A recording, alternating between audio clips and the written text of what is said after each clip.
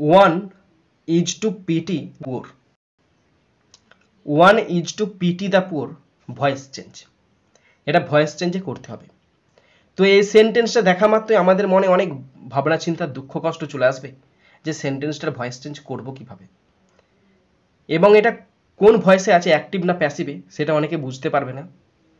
তো দেখো যে 1 is to pity the poor, যদি আমি 1টাকে সাবজেক্ট ধরি, ইজটাকে যদি মেন ভার্ব ধরি, টু পিটিটা একটাও ভার্ব, নন ফাইনাইট ভার্ব, আর দ্য পুয়ারটা হচ্ছে অবজেক্ট।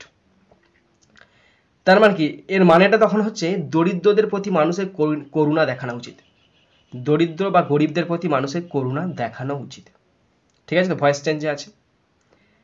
তো দেখানো উচিত মানে একজনের, মানে এখানে মানেটা হচ্ছে একজনের দরিদ্রদেরকে করুণা করা উচিত, বা দরিদ্রদের প্রতি একজনের করুণা করা উচিত।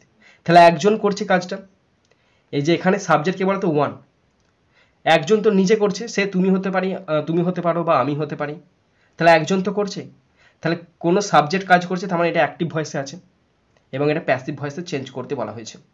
ঠিক আছে, তো প্যাসিভ ভয়েসে চেঞ্জ করতে বলা হয়েছে, কিন্তু কোথাও লেখা নাই যে এটা প্যাসিভ ভয়েসে করতে হবে, তোমাকে পড়ে বুঝতে হবে যে কোন ভয়েসে হবে।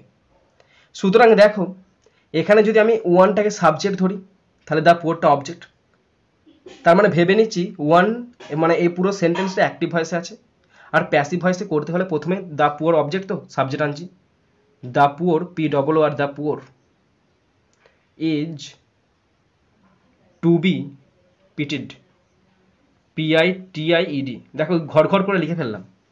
সাবজেক্টটা মানে অবজেক্টটা সাবজেক্ট হয়ে গেল, ইজটা যেমন মেন ভার্ব, মেন ভার্বে রয়েছে, টু পিটিটা যেহেতু এটা ভাবলাম অ্যাক্টিভ ভয়েসে আছে, তাই টু পিটিটা অ্যাক্টিভ ভয়েসে আছে, তাহলে প্যাসিভ ভয়েস হবে টু বি পিটিড, কারোর দ্বারা করুণা করা উচিত।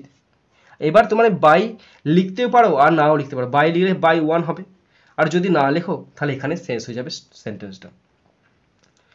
আমাদের সেন্টেন্স ছিল 1 is to pity the poor, একজনের দরিদ্রদের প্রতি করুণা করা উচিত, তখন সেন্টেন্স হবে the poor is to be pitied by 1, ওই এনি 1, তুমি 1টা করতেও পারো আর নাও পারো।